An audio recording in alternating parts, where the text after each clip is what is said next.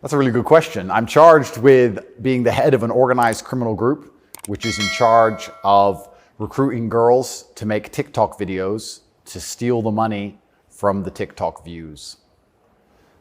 Recruiting girls to make TikTok videos and stealing the money. So it's really a financial crime? It looks that way, and it's very interesting because the girls who they've identified to add to the file are saying that we're not victims of anything and this isn't true.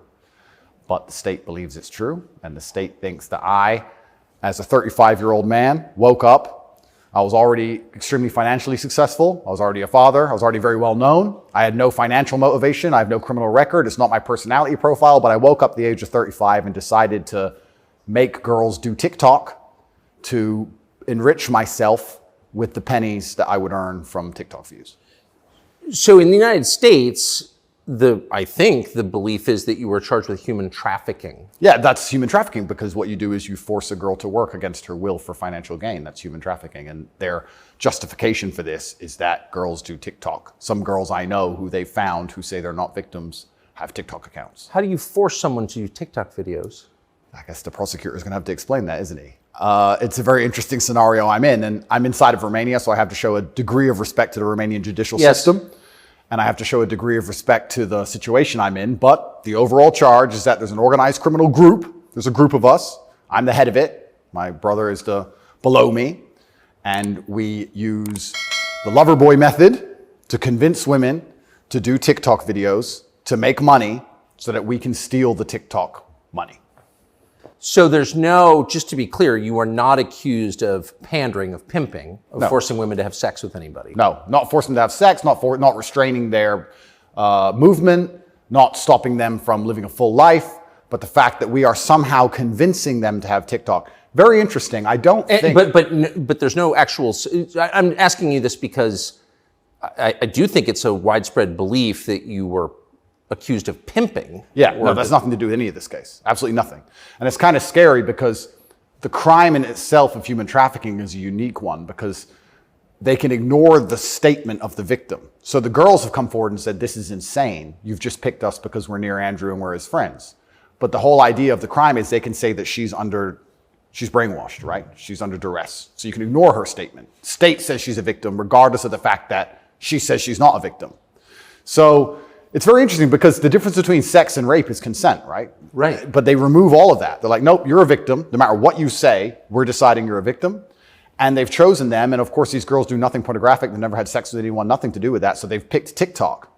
So it's scary. Imagine you're a full-grown man anywhere in the world today. They can find two girls who have TikTok on their phone, which is every single female on the planet, and they can accuse you of forcing them to take the TikTok money. And even if the girls say they didn't do that, this isn't true, then you're still a human trafficker. But what does that consist of? Forcing someone to do something? Are they accusing you of using violence or? No, they're accusing me, and this thing, they're accusing me of using the lover boy method, coercing them by being nice. And by the way, these charges presumably are public, so... They're public, and this is extremely serious, but if you actually analyze the overall case against me, they're saying that Andrew and his brother, by being nice men, convinced girls to have TikTok accounts and then take the money. And it's very interesting because inside of the entire case file, there's not a single financial transaction to us for money. What are the penalties? They're extremely severe, 5 to 10 years in jail. And I've already served, coming up now, 7 months in a form of jail. They can only hold So you are essentially incarcerated right now. Absolutely, I'm on house arrest, and that counts as jail. You can only be held 6 months without charge. I was initially picked up, thrown in a cell without charge, and I think the intention of the entire investigation at that point was to find the crime because they had very, very weak evidence. They contacted 2,000 people who know me or knew me. They tried very hard to convince some female somewhere to come forward and say something bad about me. The media machine, which works hands in hands with the justice machine, as you know very well, did exactly that. In fact, they offered bribes effectively. They'd call up ex-girlfriends and say, if you have anything bad to say about Andrew, we can pay you $50,000 for the story. And they tried very hard. They didn't find any evidence of anything. They then released me on house arrest, and then 2 days before the legal limit in which they had to drop everything, they charged me with whatever they had from the beginning, which is very little. And now we have to wait for the Romanian judicial system to analyze the file and, God willing, throw it away. How long did you spend in jail? I was in jail for 92 days in a Romanian jail cell. What was that like? It was certainly an interesting experience. I won't lie and say it was easy. It was certainly very difficult. The uncertainty of it. It's a very uncertain situation to be picked up on just before New Year's Eve and thrown in a cell without charge. And I'm asking different prison guards and different prisoners, how long am I going to be here? One prisoner's like, I've been here 2 years. I was like, have you been charged? He goes, yeah, but I haven't gone to court yet. Like, everyone's been there for years. I thought I was going to be there for years. And it certainly takes a mental toll on you. And I think jail's a different experience when you know you're innocent. There was a guy in there for murder. He's like, yeah, I murdered someone, I'm in jail. You can your soul and your mind can accept the punishment for a crime. But when you've actually done nothing wrong, I think jail's a lot harder. Did you know why you were there? Not initially. So for about the first 2 weeks, I never actually got told in English what I was accused of because I was arrested on December 29th. There's New Year's. What were the circumstances of that? Yeah, December 29th, 5 a.m., the armed guards ran in this house. They spent all day searching the entire house. They're very interested in electronics, as most federal agencies are. And then they took me that evening and said, we're going to go and put you in jail for 24 hours. And after 24 hours, you see a judge, and the judge will decide if you stay in jail. And the judge decided I should stay in jail. What did you do? I mean, who'd you call? I had a lawyer, and my lawyer came and he said, we need to analyze the case file. We need to see what they have against you. You're being accused of human trafficking. I was like, human trafficking? That's insane. Who? When? What? I went to jail, and then I was given all this paper in Romanian. I don't speak Romanian, although I live here. And then I was waiting for the translation. So I think it's about 2 weeks before I finally got the papers in English to understand why I was in a jail cell. And then I really understood how insane the accusations were. What is human trafficking? Yeah, so the overall, my understanding of it, they're saying that human trafficking is when you convince a woman to do something she doesn't want to do for financial gain. And there's different methods you can do that. You can do that through force, and you can also do that through emotional coercion. I think most people, just speaking from the American perspective, most people believe that human trafficking is effectively slavery, selling human beings. That's what I believe as well. Absolutely. And this is the thing that's so interesting. When you finally end up the enemy of the matrix and they use the legal system as a weapon to punish you for having an opinion, you realize how subjective the law is, right? Because it can be a weapon. When you have something subjective, you can just pick and choose. So if they sit and say, human trafficking is a woman doing something for financial gain against her will via emotional coercion. Well, he knows these two girls, they have TikTok accounts. Emotional coercion? Convincing her. That's what I'm accused of, because they have no proof of me doing anything wrong. So they said, he's convinced these girls to do TikTok for money. The girls have said, this is not true. And the state is denying their statement, saying, no, you're brainwashed. It is true. And I went to jail. So how is the state, so the state is trying to coerce the women. So how is the state not committing human trafficking by the same definition? Well, absolutely. It's very interesting. It's very interesting that you can sit someone down and tell them they're a victim when they say they're not a victim. You're a victim of being coerced, and we're going to try to coerce you into conceding you were coerced.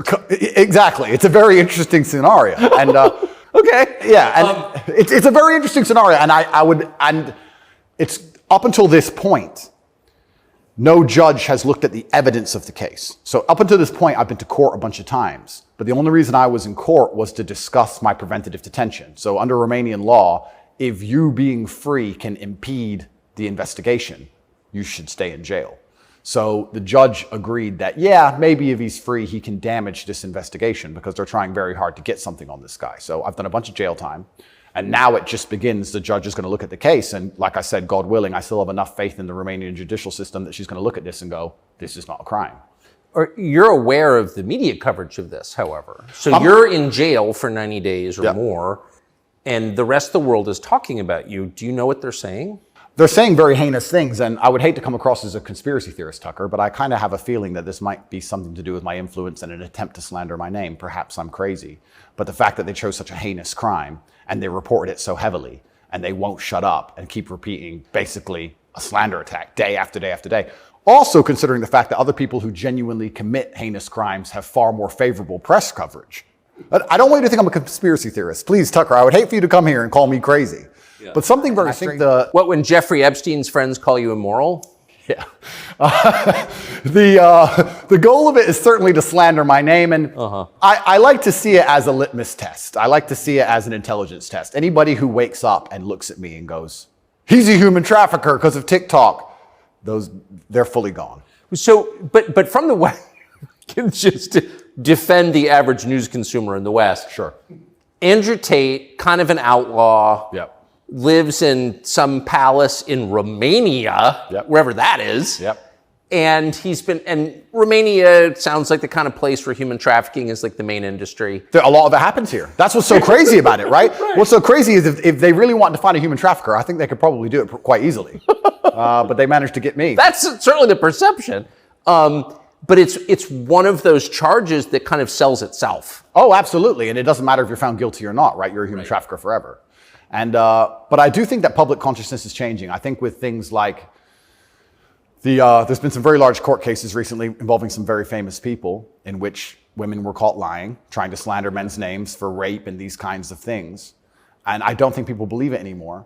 But that scares me to a degree because I think that the typical weapon, the standardized playbook is now failing, and I don't know what the new playbook's going to be. It's almost like better the devil you know. That you're too famous, you're too successful, we don't like you. Call him a rapist or a human trafficker, put him all over the news, slander his name, try and wreck his life. Now that nobody believes it, what's the next move? What are they going to try next? Wouldn't it just have been easier to commit like a massive financial crime and defraud people of billions, come up with like a fake cryptocurrency, call it like, I don't know, FTX, or just give a name to it. Yeah, something random. You know, steal billions and get your parents involved and buy a bunch of real estate in the Bahamas, and then like you'd be sort of a hero, right? Oh, absolutely. And I would have certainly made a lot more money than TikTok, because I don't think TikTok even pays you for views. And if it certainly does, I never got a single transaction from it. So it's a very interesting scenario. But if I was accused of a financial crime, my name would not be slandered. So no, of course. Well, of course not. You have the presumption of innocence. So just back to the jail thing. So you're in with your brother.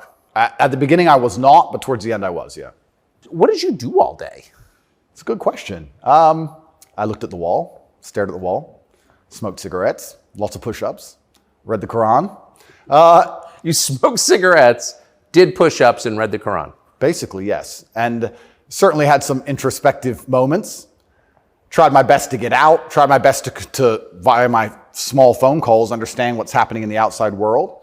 Tried to make sure that the people I love and care about are taken care of, because I'm the man of my family and I'm also the man of quite a large, I wouldn't say empire, but life. And there's a whole lot of people who rely on me. You know, you have staff and families, you have children and families. I know the feeling, yeah. So when you're plucked from that, it's kind of strange. You're in jail and you're concerned for yourself, but your primary concerns are also all your duties as a man. I have duties as a man. I don't want children to starve. You've got a whole tribe.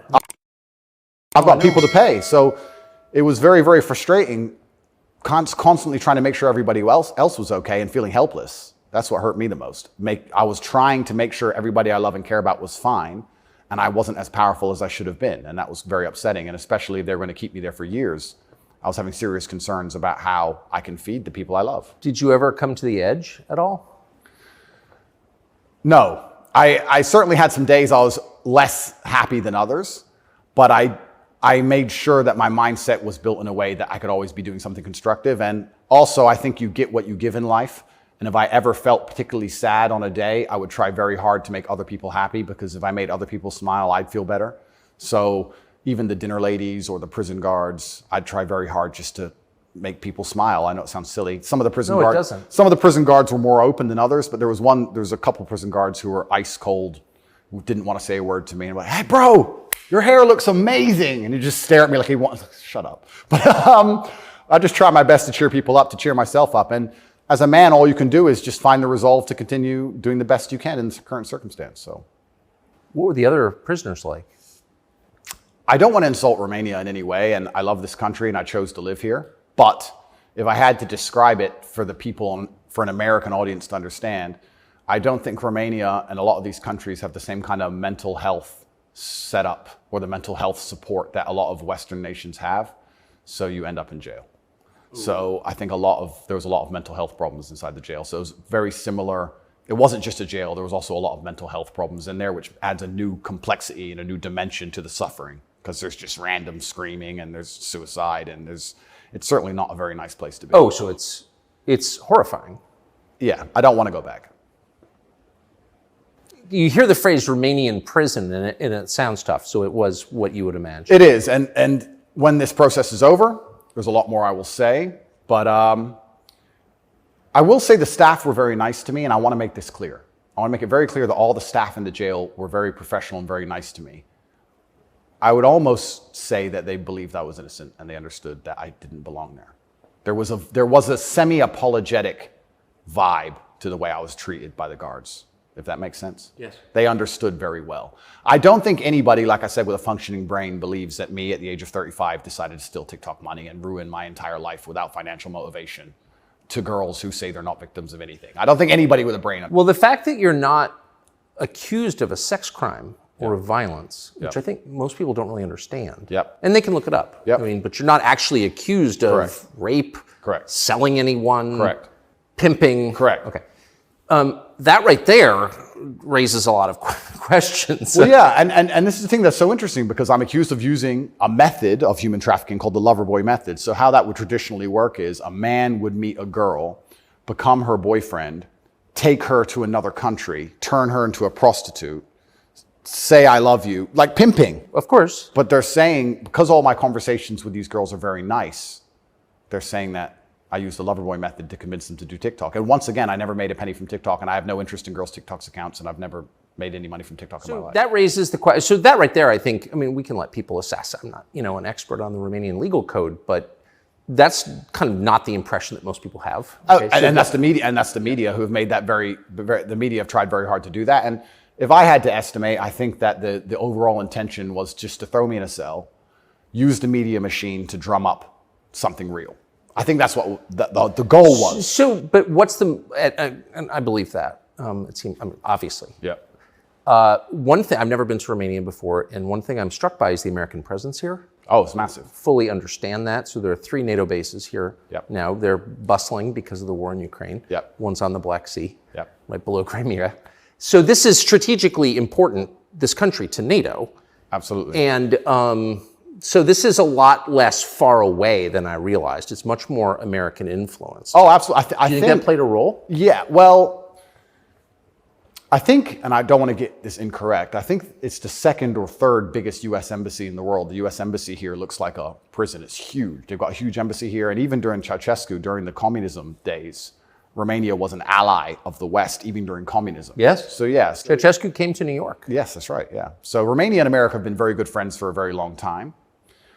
I have to be careful what I say, but it's certainly very interesting what's happened to me. The American embassy were not particularly helpful, let's put it that way. They weren't very interested in me being locked up without charge. They didn't seem very interested in getting me out. But you're an American citizen. Absolutely. And so you're an American passport holder. correct. So I think the average American believes, perhaps falsely, that if you are accused of a crime in a foreign country, particularly a less developed country like Romania, you go to the U.S. Embassy and someone takes an interest in your case just to make sure that your treatment falls within, accepted standards of justice. Yeah, they came to see me, but when I was asking them what they can actually do about all of this, they weren't particularly helpful. I don't want to peddle conspiracy theories, and I've heard a lot of information, etc. But I wouldn't say they sanctioned it. I don't know if they had to sanction it, but they weren't particularly interested in getting me out. But at least they came to see me more than once. I mean, they kind of pretended to care. The UK embassy didn't even pretend to care. The UK embassy was, I really think they enjoyed it. They didn't. And you're a British subject as well? Correct. And this is the kind of thing, and I want to say this here, that's kind of frustrating for me because Romania is my home now for 7 years, but I'm half British, half American originally. And when something like this happens to you, you have this longing for home. You kind of want to go home. When you end up in a jail in a country where, even though you've lived for a long time, you don't speak the language, you don't understand the legal system, going to court in a foreign language is far more intimidating than in your own language. I can imagine. You don't have a clue what's being said. You don't understand how anything works. And then you kind of have this longing for home, but I feel like my home countries hate me, and they hate me because of my message, which I believe to be a positive message. So you kind of have this strange feeling of homelessness, because it's like, well, if I go to the UK, I believe they're going to attack me the same. If I go to America, I believe they're going to attack me the same. So where do you go? It's kind of scary. Where do you go? It's a good question. We're going to have to see. How did you wind up here?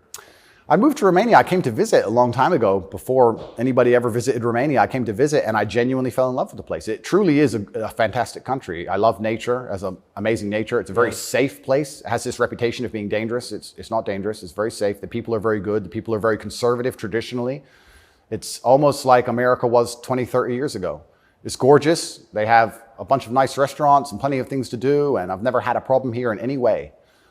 Never had any issue with the law or with the other side, criminals, nothing, until this came out of nowhere. So it's been very strange. So what is it about your message, do you think, that infuriates certain people? Well, my message is traditional masculinity. My message is to stand up and say what you mean and mean what you say. And even going to the gym nowadays is an act of defiance, because when you have a man who's built with any degree of principle, you say no to things. And I think if I have to analyze my message and why I'm so disliked by the people who dislike me, it's not the things I'm saying. It's the fact that if you adhere to my principles and you adhere to the things I say, you end up being the kind of person who will resist certain ideas. You say no. What kind of man never says no? Name a man who never says no. Men say no, right? Men wake up and say, no, I don't think that should be done this way. No, my children will not be taught that. It's no. the father's primary job. Absolutely. So when you say to men, listen, you're allowed to have an opinion. You're allowed to have standards. You're allowed to have boundaries and barriers. You're allowed to get up and become important and work hard and try hard and become the kind of man who can't be controlled. Then you're seen as an enemy. And I, especially with the massive influence I've gained, I think they look at me and go, he's helping men resist the slave programming. We don't need him around. We need to empty their brains so we can inject the slave programming and convince men to be eunuchs. Because once you're eunuched, then you're not a threat. I think I buy that. Because your message, I'm not the world's expert on your message, but I've seen a lot of it, and it's not explicitly political, actually. No, it's not political at all. And their original attack before this Matrix attack is they weaponized virtue, which is what they usually do. There's no genuine virtue inside of these people. They weaponize virtue. They find a virtue, and they turn it into a bullet, and they shoot at you. I'm sure you know very well. Yeah, I've heard. Yeah. I was a misogynist for the longest time just for saying that men should have standards. If you tell a man he can have standards in a relationship in any way, you're a misogynist. It's actually very interesting because what does that mean to have standards in a relationship? But this is the thing that's so interesting about it, because they've gendered the argument when I never did. I said as a man, you shouldn't have a girlfriend who is a liar and a cheater, and you also shouldn't have male friends who are liars and cheaters. You shouldn't be around dishonest people, yes, male or female. Amen. And they gendered it and said, he's a misogynist. He's saying that men should only act this way with women, etc. I said that men should have standards, and you should have protocols that you're prepared to accept, and you should have hard parameters. And if a woman doesn't want to adhere to those parameters, that's her decision, and it's her prerogative, but you don't have to stay with her. Why should you? What's wrong with that? Well, that's teaching men to say no. They don't want men to say no. So are you arguing that it's better to be with a virtuous woman? I think so, yes. I know that's crazy. No, I'm serious. I mean, that seems I like am, Tucker. I don't want to. That seems like good advice. I don't want to come across as extreme. But yes, I am. And what's actually funny is I really believe most of the things I'm saying were accepted by absolutely everybody 15 years ago, 10 years ago. And now it's public enemy number one. And it's because of the mass influence I have. At one point, I became the most Googled man on earth. At one point. And it's a scary situation. You're arguing that it's really important for a man to find a good woman, a decent woman, an honest woman. Yep. That's the truest thing that's ever been said. Absolutely. Mean, that's the most important thing any man can do. I mean, I can just tell you firsthand. Oh, thank you very much. Married 32 years, that's the most important thing. And you think saying that angered people? Absolutely, because I'm arguing the only way to do that is via masculine excellence. I'm saying in the world we live in today, it's hyper-competitive. And if you want to be the kind of man that has the choice of women to choose a good one, you need to be an excellent man. It's no longer acceptable for you to just be an average Joe or below average. You have to get up and you have to work hard and you have to be smart and interesting and you have to be charismatic and make some money and be in good shape and you have to try very hard. And unfortunately for them, if you follow that path as a man and you become successful in those realms, you end up being the kind of person who resists enslavement. You become the kind of person who wakes up and says, no, I don't believe in that. That doesn't make sense to me. I can't imagine a better message than that. If you want a good society. So then you have to argue and sit and say, do these people want a happy, functioning society or do they want something else? What do you think? I think that I would never kill myself. And I also... Just throwing that out there? And I also think that when you want to conquer a society, you kill the military age males. That's what you do. That's the first thing they've ever done. They walk in and all the men have to have their throats cut.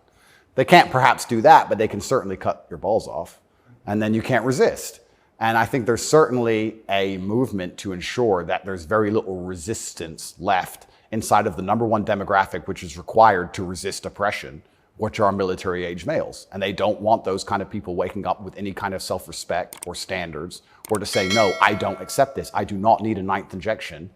They don't want that. They want you to sit and say, I don't need it, but the news said so, so oh well. So in the one interview that you and I did, you had a line that I've been thinking about ever since. I thought it was so interesting. I'd never thought of it before. You said that a lot of people went along with the vax, and that you didn't judge them because facts change.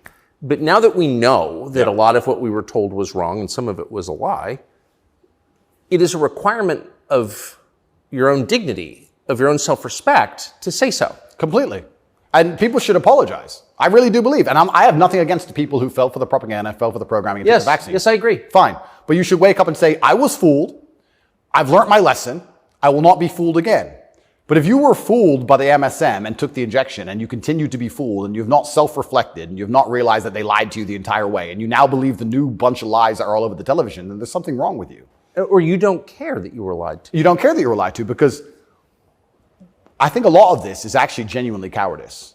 I think it's a very easy worldview. The life is easier if you accept the news tells the truth. Yes. Everything they want me to believe is true. Everything's nice and simple. Good guys, bad guys, doop-de-doop-de-doo. And if you want to actually wake up, it takes a degree of bravery, because then you have to destroy your entire